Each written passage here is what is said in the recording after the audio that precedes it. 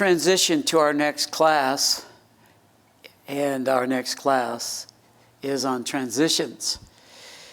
One of the things I've been privileged to do over the last probably 15 years is to work in the ministry of church transitions.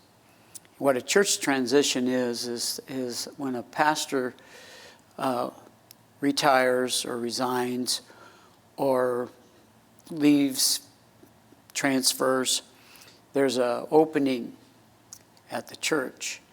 And some churches use an interim pastor. And so what I've been involved in the last few years is helping people transition from the previous pastor and then through the process to their next pastor. And it's really helped me to have an understanding of transitions. According to William Bridges in his book, people do not resist change. They resist transitions. Someone has said that everybody wants change unless it's happening to them. And others have said the only people that really want change is a baby wearing a diaper. So these things may or may not be true or apply, but the reality is that we will experience change.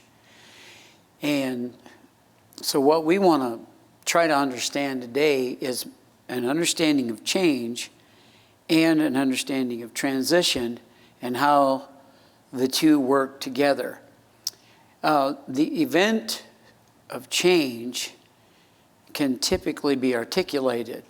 So when a change happens, it's not typically ambiguous. Usually when a change occurs, it's evident. And we can see it. And it can be articulated, even if it isn't understood, but at least it can be articulated. But in transitions, the unknown elements cannot always be articulated. And so what we resist is what we don't know. Someone has said what we fear is what we don't know. And then our resistance sometimes is based on fear. And so we resist what we don't know. We cling to what we know. And so whatever the event is that creates the change evolves into us having to go through transitions in order to adapt to that change. So change is a temporal transaction or an event. It's a time and place and occurrence type of thing. It's external to us. It happens to us whether we like it or not, whether we're anticipating it or it sneaks up on us, either way.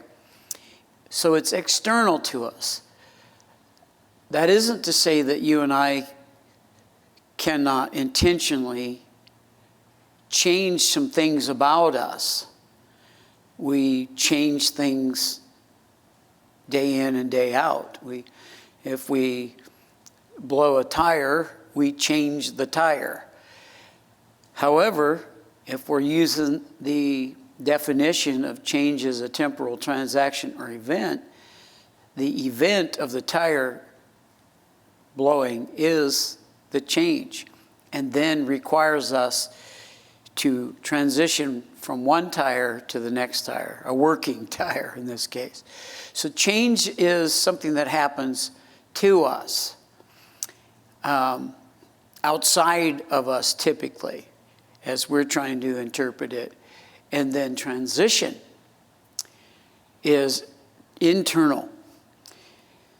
It's more of the psychological reorientation that has to take place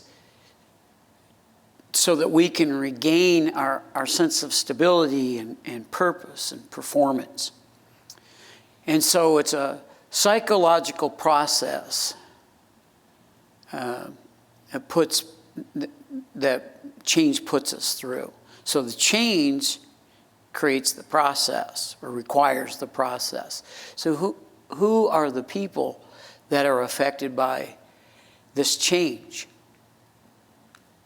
There's two types of transitions that we want to look at today. One is a reactive transition. This is an event occurs and we react to it. And these, again, are things that are normally a result of something external, something outside of us, something outside of our control. For example, the loss of a loved one. This is an occurrence that happens outside of us. And any loss, a loss of a relationship, a loss of a job, a loss of position, or any kind of loss, any major life change that takes place, again, outside of us, but that it affects us. So those are things that we react to, we respond to. Then there's developmental transition. And this is thought of more as an internal change. It's often described as internal changes. And again, these types of changes can be just life changes that occur, such as adolescence. And again, we have no control over that change. It just normally happens, unless it's interrupted biologically somehow. But it normally occurs whether we like it or not. Midlife crisis occurs to us and affects us internally. And there are things that we can do to mediate it, to mitigate it. But the reality is it's going to happen to us. And so these are things that we just need to learn to work through the transition. I mentioned relationships, falling in and out of love. Something that happens internally to us. There's three phases that Bridges talks about. He talks about the ending phase, and I'll go through these three phases, and then I'll unpack each of them individually for you. So there's an ending phase where something comes to an end. And then there's a neutral phase, kind of a pause, if you will.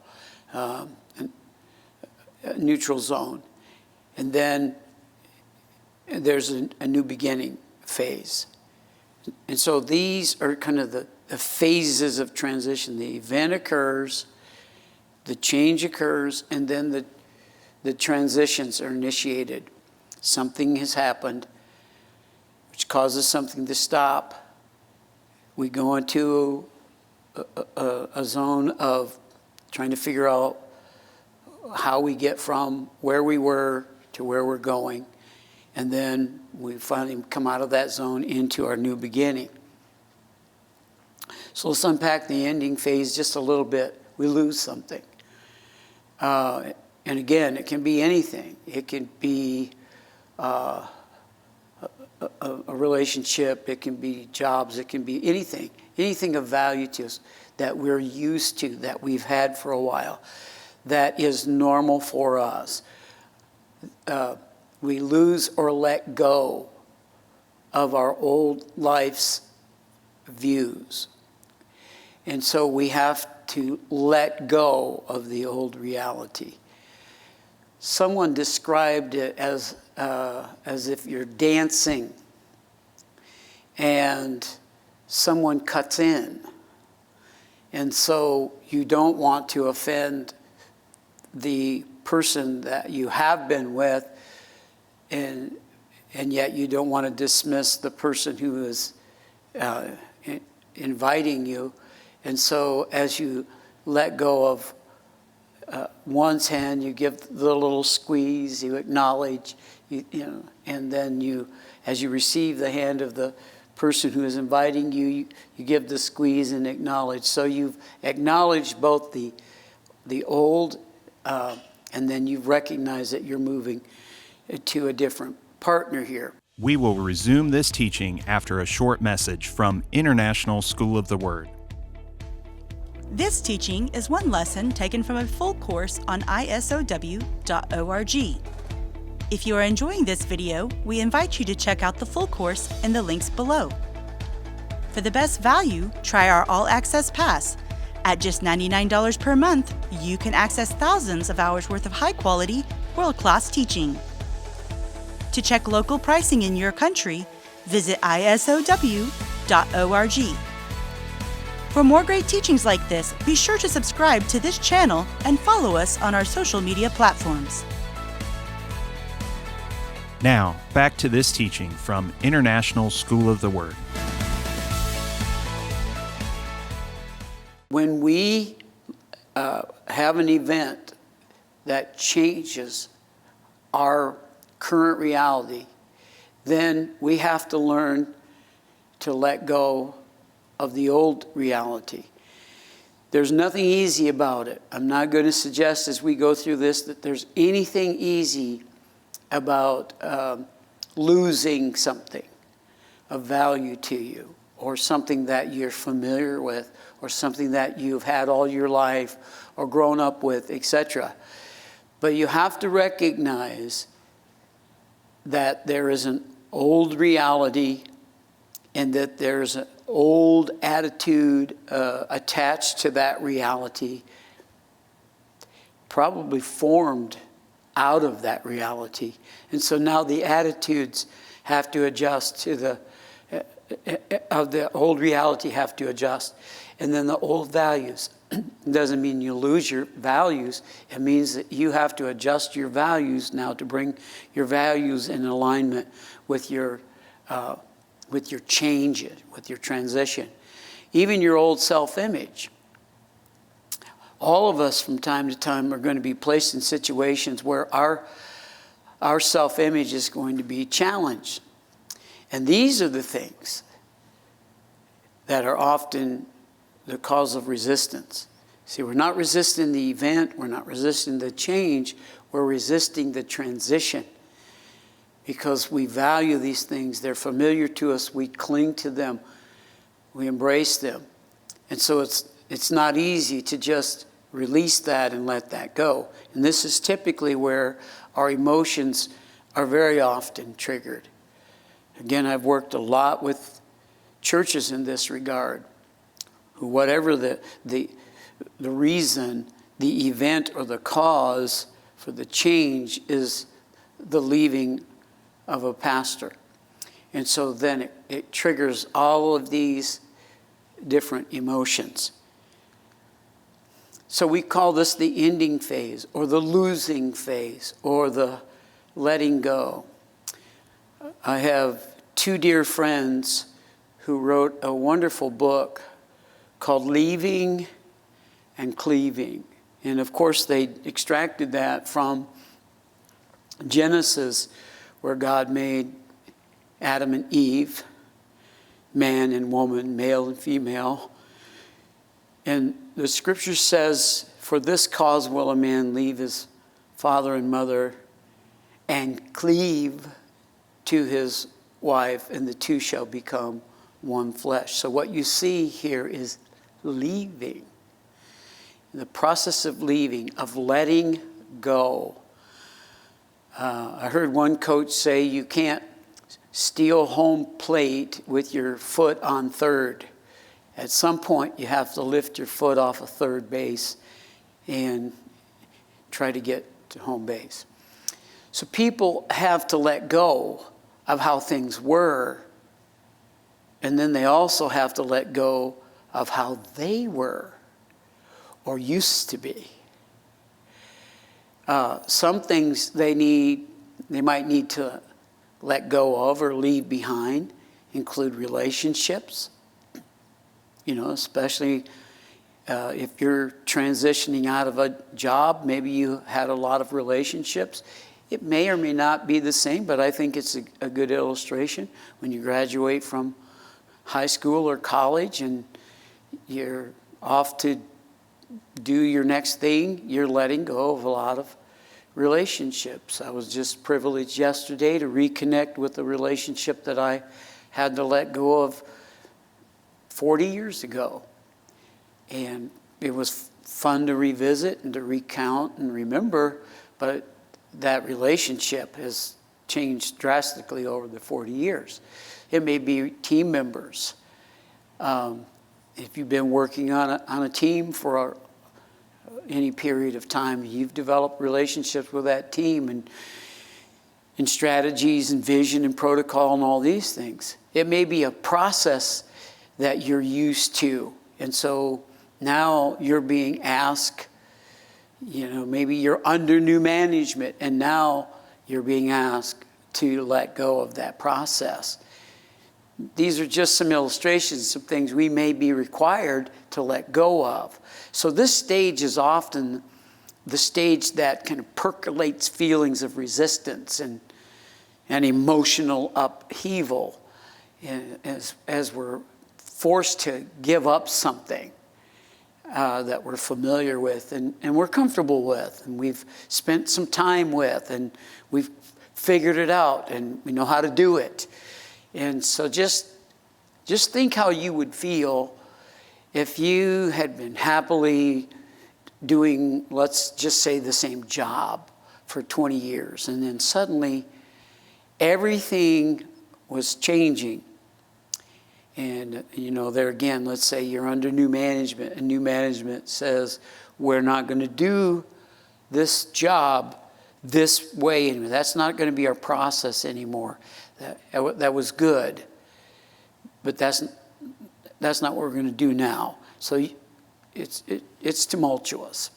Some common feelings for people to feel during this stage. And before I talk about that, I want to say that our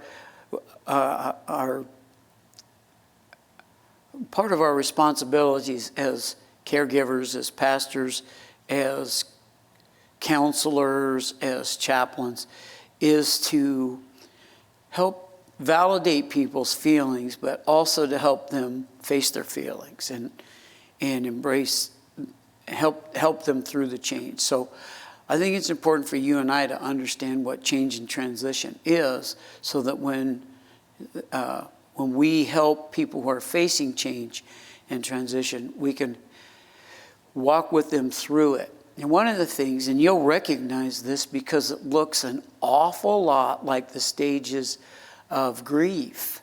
A couple of differences there, but you'll see this again when we talk about grief. But the first stage is denial. Usually when we hear of something ending or a change that's going to take place, then the first thing out of our mouth is usually no. And, but why? Or, I thought this was okay. I mean, this is how we've always done it, etc. So there's always this denial. And then it transitions, when we work through the denial and realize, yeah, this is a thing. This is really happening. This change is occurring, has occurred. Then we might feel anger. And that anger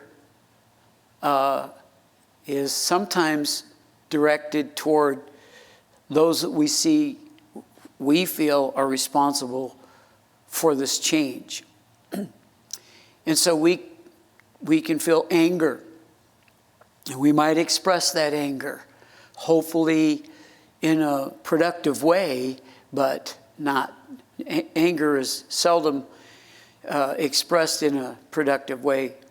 Another thing that anger leads to, and a lot of times anger is based on, is fear. And again, fear is the things that we don't know. And so here we are, we've been going along with our life, and things are working, or things are meaningful, or things are productive, or they're positive anyway, or at least manageable. You're working through them, life is happening. And then now this change occurs, and the fear wells up within us because we don't know what's going to happen. We don't know what's next. And so then we just feel this sense of loss. And depending how deeply we have tied our self-worth and things of that nature to our to what's changing, the more committed we are to it, the more we feel the loss. And so in that loss, denial, fear, anger, we become disoriented. And we don't know which way is up. We don't know which way to turn. We don't know where to go. We don't know what's going to happen. So after the ending phase, once we've accepted the fact, okay, this is a real thing. This really did happen. Now we're in the neutral zone. The neutral zone is between the old and the new. And we may, at this point, have no idea exactly what the new is or is going to require. And so we're neither in the old, that's done, that's gone, but we're not yet in the new. And so we're still in a state of confusion, as it were. So we're in the zone of confusion. And it's typically in the zone of confusion that we have guilt tendencies. Coulda, shoulda, woulda, and all these kinds of things. We call it Monday morning quarterbacking. I think the term Monday morning quarterbacking came because most football games were previously played on weekends, and so then on Monday morning, everybody get together and the coach should have done this, and this quarterback should have done that, and the defense should have done this, etc. That's called Monday morning quarterbacking. Well, so we've got guilty tendencies, and am I a part of the reason for this change? Did I do something wrong? I've done something different? Again, that's why I call it coulda, shoulda, woulda. And so we have to unlearn certain things. Thank you so much for supporting our ministry. If this has blessed you, please say a prayer for us. And if you would like to give, we have 3 ways that you can do that. You can give online at iso.org/donate or to 423-225-9022. That's 423-225-9022.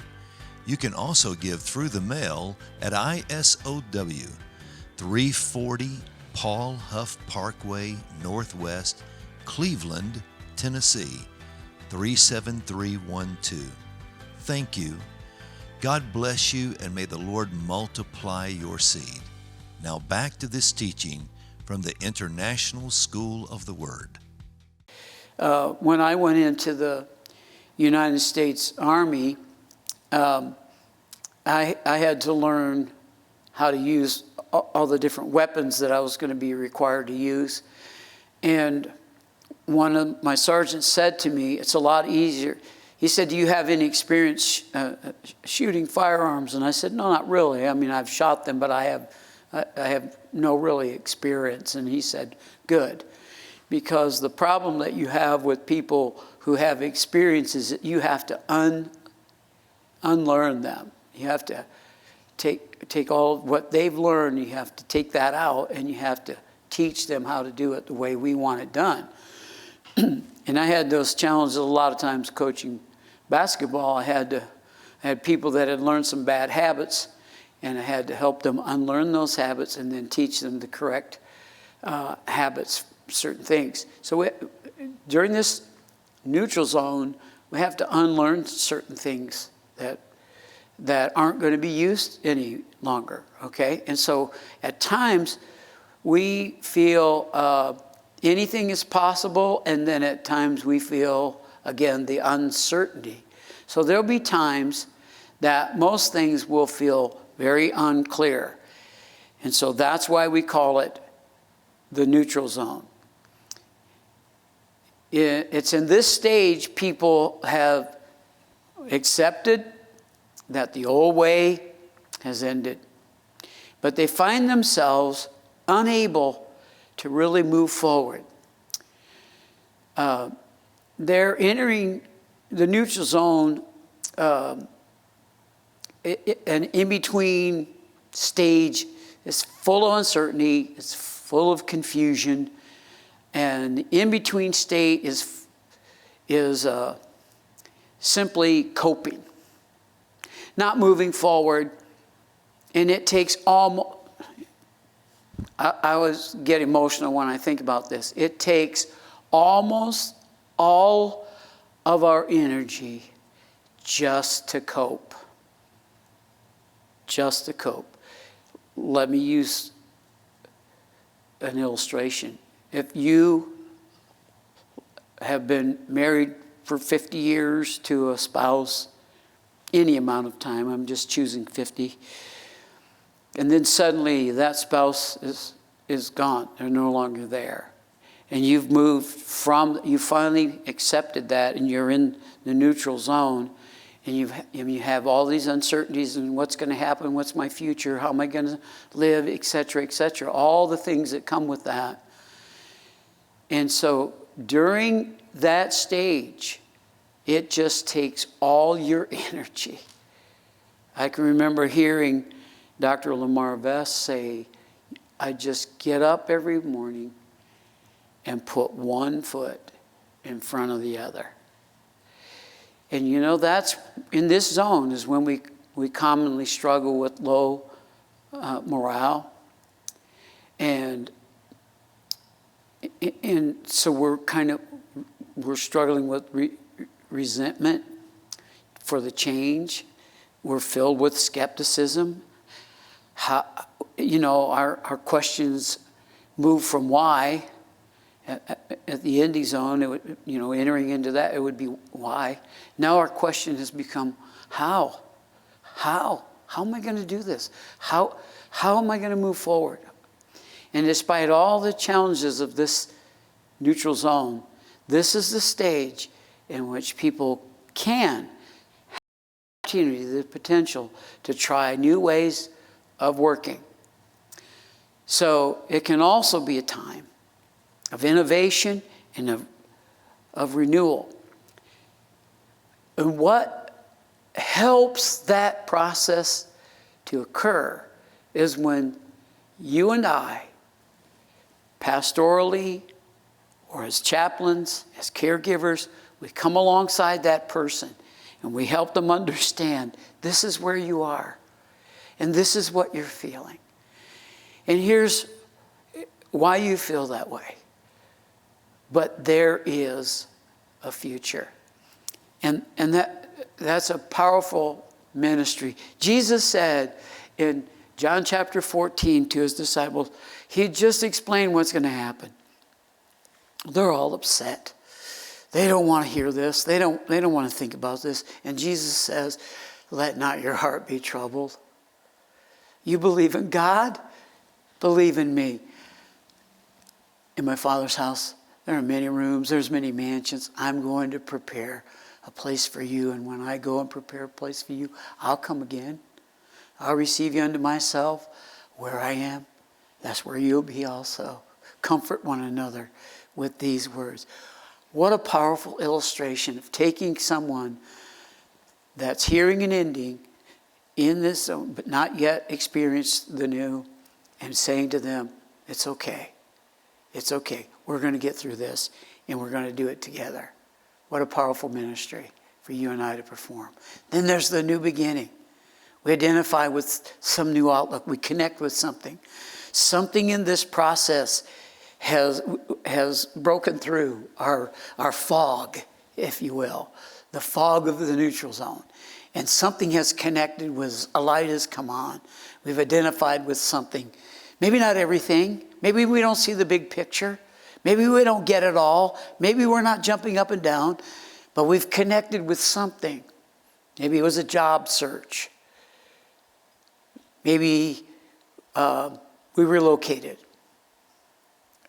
Even as I share these with you, my mind goes back to all these different occurrences where these things have occurred in my life, long before I knew anything about this kind of training, this kind of explanation of what was going on. But maybe just doing a job search, maybe saying, okay, yes, I've done this all my life, and it's all I know, and it's all I've ever done, but this is my time to see what else I can do, see who else I can be. And so you start looking for a job, or maybe you move, maybe you relocate.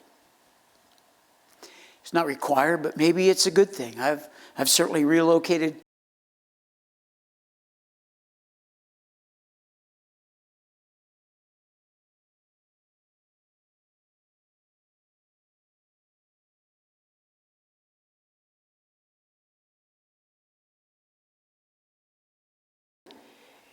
And the new possibilities.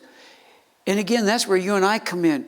We can help people in the neutral zone work toward understanding the possibilities that are here.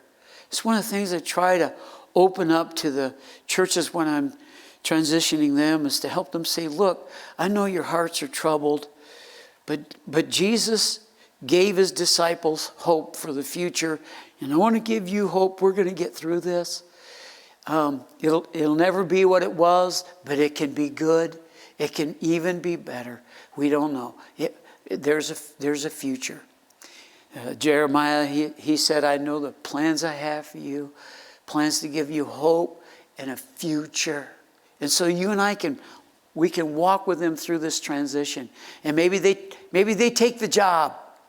Maybe they take the job. Maybe they start the new school or the new training, or maybe they make a new friend or enter a new relationship.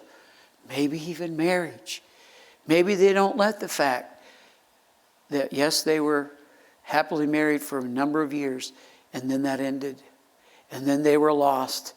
But then they found someone else, and they could love and live again. What a beautiful thing if you and I can help them through these transitions. And this is the new beginning. If the neutral zone is handled with care, people can realize that they can be positive actors in the change rather than simply being subject to the change or victims of the change. So they're transitioning to the new beginning. The new beginning is characterized by people embracing the new ways of working.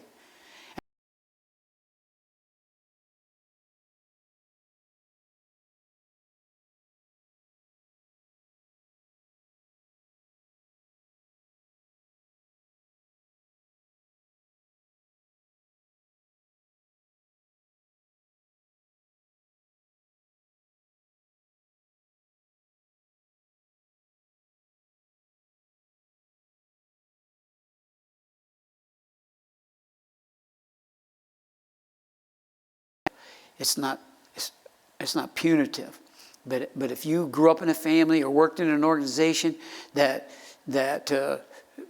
punitively punished you for risk and mistakes and things that didn't work, and you didn't meet quotas and all those kinds of things, it can be scary. But if managed correctly in this phase, in the neutral phase, common feelings can be high energy, an openness to learning, and a renewed commitment. Yeah, That was great then. And it was challenging to get here, but I see some possibility here. And I believe with help, with maybe some retraining, some education, some support, some finances, whatever resources, I can do this. And I'm willing to give it a shot. So the functions of transition is reorientation. And the reality is you and I are constantly reorienting. We're like the guided missile.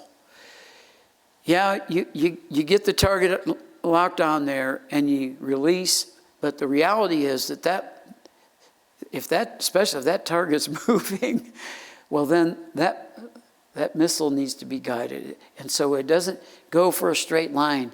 It corrects. It's constantly correcting. That's what you and I are doing through life. We're constantly reorientating ourselves.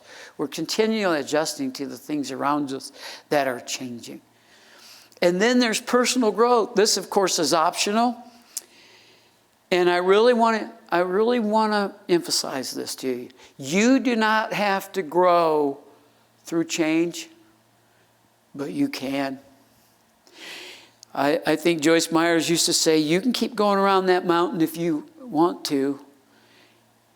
Somebody said it took 4 days for God to get Israel out of Egypt. And it took 40 years to get Egypt out of Israel. You see, you and I can choose to grow through our changes. Or we can just remain victims and hate change and all that. But change is coming. Change happens. And the healthiest approach that you and I can take is, well, I don't have to like it, and I can always remember how it was, but this isn't there used to be a commercial here in the United States that said, this isn't your grandpa's Oldsmobile. You know, change has happened in every phase of life, in every industry in life, change has happened. And so Paul encourages the Corinthians, put away the childish things. He's not saying that it's childish to remember how things used to be, but he's saying, hey, listen, as adults, let's embrace the new and let's move forward. And that's what you and I can do, is help them to do this. People can't accept change until they can accept that the old way is ending. And if you attempt to push through change without acknowledging people's emotions, you're likely to encounter resistance throughout the whole process. And so ways to manage the first stage is allow your team to reflect. Give them time to think through and process. Try to get everyone talking about how they feel and what they'll miss and what they're proud of, their accomplishments, and what they're looking forward to.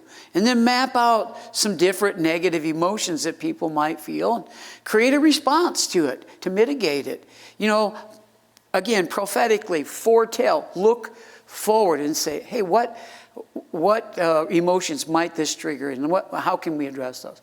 Create a clear, coordinated communication plan so that you can explain why the changes happen and what the future can look like. And then establish communication channels for people so that they can discuss how they feel. And then highlight where possible any positive benefits to that individual once the change has been implemented. Help them see the positive side of it. And then phase 2, it's likely morale will be their lowest ebb here, and they may feel overburdened, and they may start feeling like they're not going to make it. Their feelings are perfectly normal. And you can actually say that to him. What you are feeling is perfectly normal. See, you can validate their feeling, and then as you validate their feeling, then they're more open to you. People are creating a new process and learning what their new role is, and it's easy to lose sight of the end goal during this phase because it's foggy, okay? You can't see the end sometimes in the fog. And so ways to assist people in this phase is to ensure them that the change is carefully planned so that you're going to avoid surprises. We're not just going to grab you a new pastor and throw them in there. No, we're not going to do that. We're going to consider you and your family and your coworkers and your other members. Remove the barriers. Any quick wins that you have in this phase, demonstrate it, celebrate it, build momentum on it, and remove any blocks that you see that appear, and communicate regularly, over-communicate to remind them of the goals. Okay, this is where we're going. Yeah, I know we had, okay, but we're still moving. We're moving forward. And give them feedback on how they're performing. Hey, you're doing a great job. Keep moving. And help people manage their workloads. When you're transitioning, don't overload your workers. And then phase 3, the biggest challenge during this phase is to sustain the momentum. So ways to assist navigating this stage is celebrate getting into the stage. Hey, we're here. This is it. This is our launch. And celebrate that and communicate it regularly and reinforce the benefits of the change. Isn't this great? This is, and again, you're pointing out things that are working. It's working. Create a system of consistency and maybe even some incentives, and always support. And then ensure individuals understand the importance of their role in this new. You know what, John? Because you're doing your job so well, this is happening, and celebrate them, not only corporately, but individually. So, some advantages and disadvantages of this model.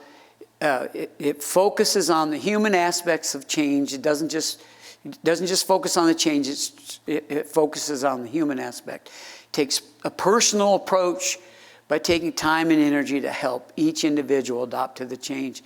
And it works well with other models as well. The disadvantage of it is it doesn't necessarily provide a step-by-step rule for implementing the change. Instead, it gives some guidelines. And again, the emphasis is on the human side.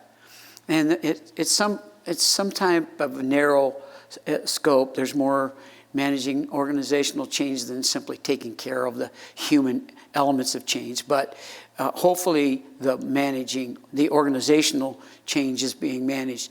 But you and I, as chaplains, are more focused, as pastors and ministers are more focused on the human aspects of it. So in summary, Bridges transition model enables you to understand and lead the human side of change more effectively. And it's based on the subtle difference between change and transition. The 3 stages of the model are ending, neutral, and new beginnings. And this model is based on the idea that change will only be successful if everyone is supported through the transition and experiences during this change.